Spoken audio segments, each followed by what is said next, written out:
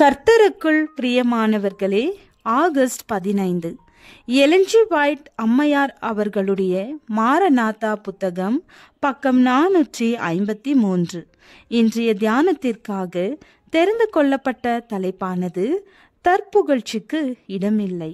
வசனம் ஏசாயா 6வது அதிகாரம் 5வது வசனம். அப்பொழுது நான் ஐயோ அதமானேன், நான் அசுத்த உதடுகளுள்ள மனுஷன், அசுத்த உதடுகளுள்ள ஜனங்களின் நடுவில் வாசமாயிருக்கிறவன்.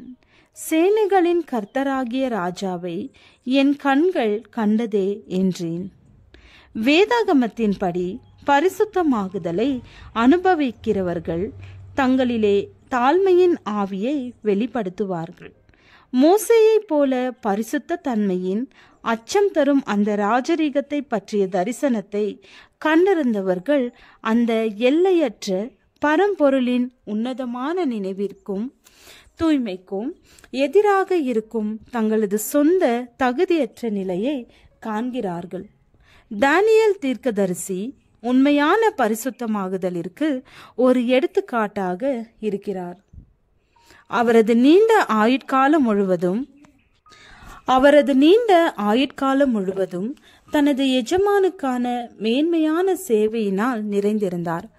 பரலோகத்தினால் பிரியமான புருஷனாகிய தானியேலே என்று அழைக்கப்பட்டவராக இருந்தார்.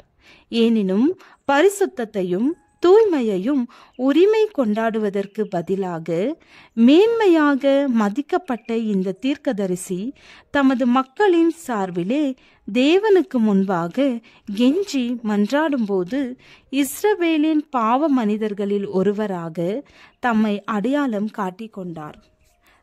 நாங்கள் எங்கள் நீதிகளை அல்ல, உம்முடைய மிகுந்த இரக்கங்களையே நம்பி எங்கள் விண்ணப்பங்களை உமக்கு முன்பாக செலுத்துகிறோம். நாங்கள் பாவம் செய்து துன்மார்க்கராய் நடந்தோம். இப்படி நான் சொல்லி ஜெபம் பண்ணி என் பாவத்தையும் என் ஜனமாகிய இஸ்ரவேலின் பாவத்தையும் அறிக்கையிட்டு என்கிறார்.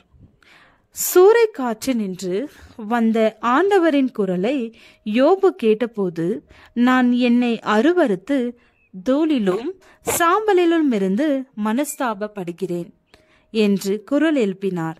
ஆண்டவரின் மகிமையை ஏசாயா கண்டபோது சேராபீன்கள் ஒருவரையொருவர் நோக்கி, சேனைகளின் கர்த்தர் பரிசுத்தர் பரிசுத்தர் பரிசுத்தர் என்று கூப்பிட்டு சொன்னதை கேட்டபொழுது ஐயோ அதமானேன் என்று கதறினார். பவுலார் 3ஆம் வானம் வரை எடுக்கப்பட்டு மனுஷர் பேசப்படாததும் வாக்கு கெட்டாததுமாகிய வார்த்தைகளை கேட்டு அதன் பின்னர் தன்னை குறித்து பரிசுத்தவான்கள் எல்லோரிலும் சிறியவனாகிய நான் என்று கூறுகிறார். இயேசுவின் மார்பிலே சாய்ந்திருந்தவனாகிய அவரது மகிமையை கண்டவனாகிய பிரியமான அப்போஸ்தலனாகிய யோவான், நான் அவரை கண்டபோது செத்தவனைப் போல அவருடைய பாதத்தில் விழுந்தேன் என்கிறார். கல்வாரி சிலுவையில் நிழலிலே நடக்கிறவரிடத்திலே பாவத்தினின்று விடுதலை பெற்றதாக தற்புகழ்ச்சியோடு உரிமை கோருதலும் சுயத்தை உயர்த்துதலும் இருக்க முடியாது.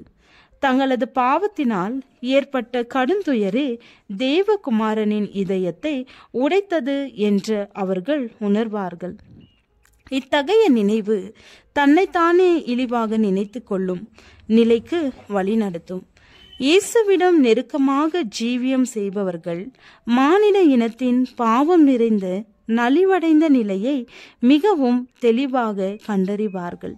சிலுவையில் அடிக்கப்பட்டு உயிர்த்தெழுந்த மீட்பரின் புண்ணியங்களில் மாத்திரமே அவர்களது ஒரே நம்பிக்கை இருக்கிறது.